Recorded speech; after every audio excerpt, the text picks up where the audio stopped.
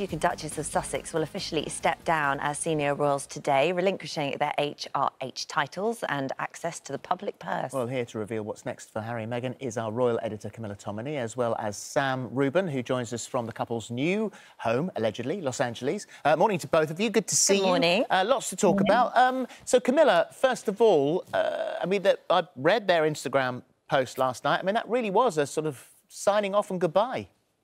Wasn't it? Very much so. I mean, what's interesting is that this week they were meant to be launching their new life as non-royals. Today marks the end of that transition period where they now officially step down. But of course, due to the coronavirus outbreak, they haven't been able to do that. They've effectively put all of their plans on ice.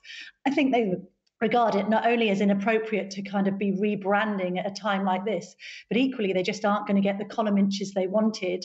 This big move to the States has been done rather in a rush. We understand that they took one of the last flights out of Canada to get to America and that they're currently renting in LA, house hunting for somewhere, perhaps on the beachfront in Malibu. But all of the plans about them launching this new charitable entity have all had to be put on ice. And they also are signalling today, which is a bit of a shock if you compare it to what they were announcing back in January, this idea that they could remain quasi-royal. Well, that ends today because they can no longer use that Sussex royal title that they have been using as their main branding really since they married. And so what do we know about where they're living? Because, as you said there, it was all a bit of a rush, suddenly going from Canada to LA. I mean, are they going to set up in LA? Obviously, we know her mum is there, so that would appear to make sense. Yes, and it's her hometown. It's where she's grown up. It's where all of her friends are based. They've now announced that they are being fully represented by that US agency, Sunshine Sachs. We've known that they've been looking after the couple for some time, but that was the other significant part of the statement last night, this sense that they will no longer be represented by the royals and the Royal Communication Office. So that's all been completely severed. And essentially, they're setting up shop now as celebrities. They're no longer carrying their royal title officially. They're still known as the Duke and Duchess of Sussex, but because they can't use that royal branding, they're now on the red carpet with all of the rest of the A-listers. We understand at the moment that they're using the same sort of accommodation setup as they had in Canada. So we think borrowing or renting a home from somebody in a quite quiet neighbourhood of LA. But there's talk of them trying to move to somewhere on the Pacific Coast Highway, which is obviously a hotspot for lots of celebrities, Jennifer Aniston, Courtney Cox, Mel Gibson. But it's an interesting move when you consider that they're trying to go from being in the limelight to having a quiet life. And yet we all know what LA is like, particularly in regard to the paparazzi. Yeah. I would imagine that they'll probably be more bothered there than they would have been had they been continuing to live at Frogmore Cottage in Windsor. And so they are now entering their 12-month trial period. And they want to seek to be financially independent. Now the world is in lockdown. How are they going to earn any money to pay for this huge security bill? Well, in the short term, I think the answer, Phil, is that they won't, because there isn't that much that they can do. Meghan has got her first job in that she is going to be voicing that documentary about elephants for Disney, the new Disney Plus channel. And we'll remember that Prince Harry at the Lion King premiere was touting her for that job with the chief executive, Bob Iger. So that's at least one job in the bag. They've also been working for some time on the Oprah Winfrey show on mental health that should be coming onto the airwaves. But in the medium term, I think they just have to reconfigure themselves and make a plan. They've got a new private secretary now, Catherine St. Laurent, who had worked for the Bill and Melinda Gates Foundation. So we can see what their direction of travel is, this idea that they want to become a power couple on the kind of charitable and philanthropic stage. But they're going to have to be very patient, because while coronavirus dominates all of the headlines and all of the thinking in America, and let's not forget that their death rates are up there with China's right now, if not beyond. There's also a huge debate around Donald Trump's handling of the crisis. And by the way, there is an election in November. One wonders how they are going to garner the headlines they need to make a success of their move to North America. But also, Camilla, LA is Meghan's place. Harry doesn't seem wired for LA. He's sort of countryside. He's charitable organisations in the UK and beyond. He's got a love of Africa. How's he going to settle in LA?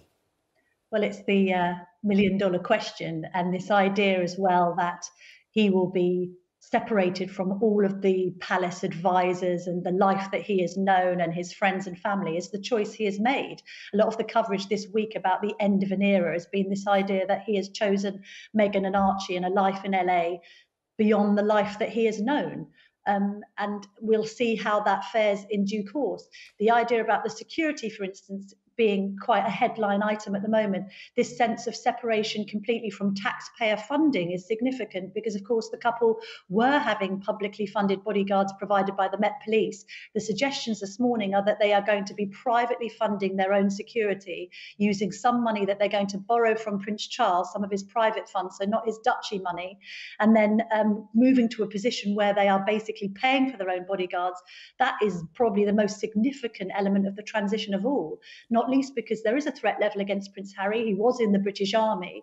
So if they are then going to go out by themselves, then it's going to be quite an expensive life that they need to make a huge success of in order to make it self-funding. All right. Sam, let's just come to you now. I mean, how is Los Angeles feeling about welcoming the couple? How is America as a whole feeling about welcoming the couple? I mean, we know that President Trump on Sunday tweeted and said the US will not pay for the Duke and Duchess of Sussex security protection. The royal couple replied that they have no intention of asking in the first place anyway. I mean, it doesn't seem open-armed, does it? Well, I think they enjoy considerable success and popularity amongst the American people. And I think there was no expectation, among the typical average American that we would be footing the bill for their personal security. When Camilla references Sunshine Sachs, there's several names associated with that firm. Leonardo DiCaprio comes to mind amongst others. So I think they're trying to join those sort of verified ranks. But I do think there are ultimately money-making opportunities, even with the entire coronavirus circumstance. I'm sure that there are entities that would want to be involved with the two of them because of the immediate global attention that would provide. Admittedly, less attention now than prior to the entire virus crisis. But I do believe there are opportunities here, and I do believe they're well thought of and well liked here. And as far as you're concerned, I mean, I should think it's probably lovely to be in front of your fire right now. Were you stranded in the ocean off the coast of Argentina? Indeed, Phillip, I was. We've talked here on This Morning about the scenic eclipse, that Discovery yacht that Helen Mirren christened, that was sort of the lead gift item for the Oscar gift bag. So I had an opportunity to take a trip that frankly, anybody would have enjoyed to Antarctica, which was fantastic. The dilemma is, to get to Antarctica, you leave off the coast of Argentina. I did that prior to this crisis really ramping up.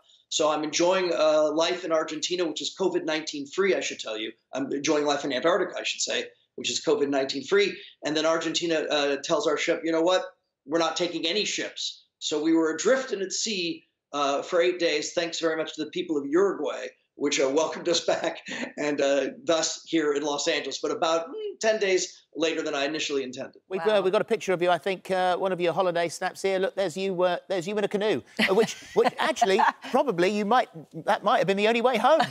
I didn't know that I could paddle to that degree, but I tell you, it's very unusual to have this sort of bubble circumstance where I read that this was all going on and these lockdowns and all these other things, but I wasn't experiencing them. And so what we talk about here in Southern California is this has been going on for about 17, 18 days for most. This is just day 3 for me. So it admittedly is quite an adjustment.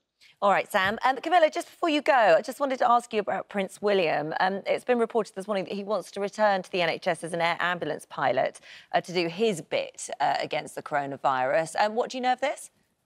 Well, it's an interesting story, isn't it, to land on the day that Harry waves goodbye to Britain in a time of crisis. This idea of him going back to the front line, William, as you guys know, and the viewers will know, he was an air ambulance pilot for some years. He was on the front line rescuing people on mountains and anywhere else that they got into trouble. And I think, having visited that 111 centre a couple of weeks ago, there is this need from the Cambridges to step up, not least because they're in a vacuum at the moment. Prince Charles has been self-isolating. The Queen is obviously 93 and therefore can't be in full circulation. So I think they're having to be at the royal front line, but also from a personal feeling of Prince William's. There is this sense, having worked in the emergency services, that he wants to get back into it and give back. Whether that's going to be practical at this time remains to be seen, though. I assume because he hasn't flown for a while, he'll have to do a little bit of sort of polishing up training. Exactly. Although he does keep his flying hours up like any pilot, and he could make the transition. I suppose the judgment call is going to be made as to whether it's safe for him to do so when he is fronting up a royal family that at the moment seems quite depleted. All right. Thank you for joining us. Thank you, Sam, as well. Yes, thank you.